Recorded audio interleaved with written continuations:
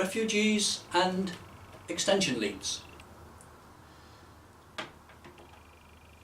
In the last video we saw how the refugee probably had hundreds of relationships before he left home. But now those relationships have been lost, or at least most of them. And he may feel totally isolated, terribly alone. And his heart may well have been broken from the incredible loss that he has suffered. That broken heart needs to be healed. But how do you heal a heart? Do you put a sticking plaster on it? Of course not. The only thing to heal the broken heart is new relationships. He needs new relationships to start to fill the tremendous gaps that have been left in his heart. To start with, he needs at least one friend who really cares for him. Are you willing to be that one? Yes, you. It will likely bring you great joy. But you might say, but I don't have time for more relationships in my life. There's a limit in what I can manage. And yeah, I agree with that. That is quite true. We can't have a meaningful relationship with thousands of people. We're relatively limited in how many people we can have a meaningful relationship with. I look at it like this. Each of us is a bit like an extension lead. Well, this extension lead has 6 places. And we have a capacity for a certain number of relationships. It's more than 6, but it's just to give you an idea.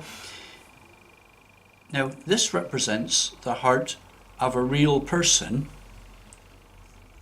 And let's plug it in. One of your real relationships, like with your husband or child or mother or brother or sister, your best friend. Let's plug in 3 of these hearts.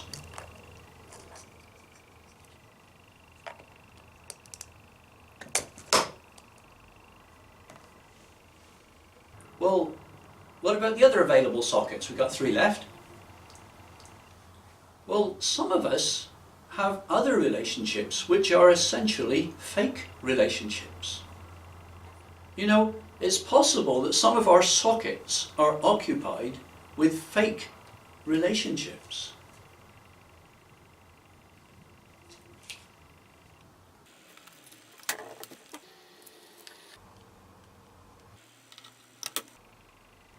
For example, do you have fake people in your life like this? Nothing inside. Now, when I say a fake person, I don't mean somebody who's dishonest. I mean somebody who doesn't even exist.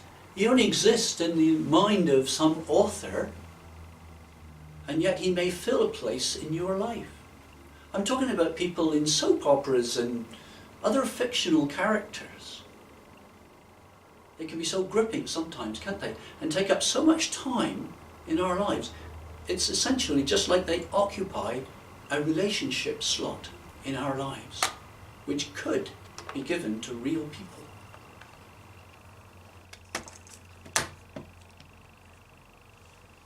Are there other fake relationships in your life?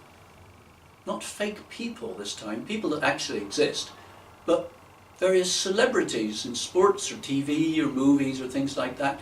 People that seem really exciting. As illustrated by the gold in this. They seem bright and shiny. And you spend a lot of time thinking about them. Could it be that they're occupying a place in your life that a broken-hearted refugee could occupy? Are there other types of relationships that are cluttering up our lives? Not really fake relationships, but relationships perhaps with people that we might never meet on social media.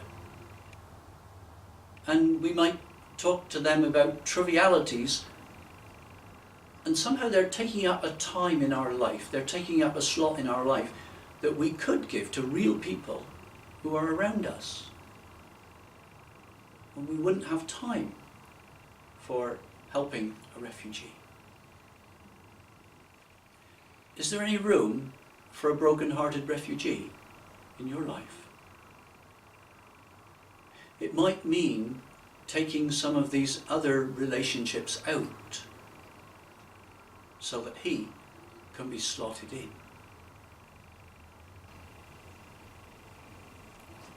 Would you be willing to make room in your life? It will cost, but the rewards may be really great. I wonder if you would like to evaluate your relationships and decide if you have fake people, fake relationships, which are just cluttering up your life, which are actually taking up space that a refugee, a real person, could occupy.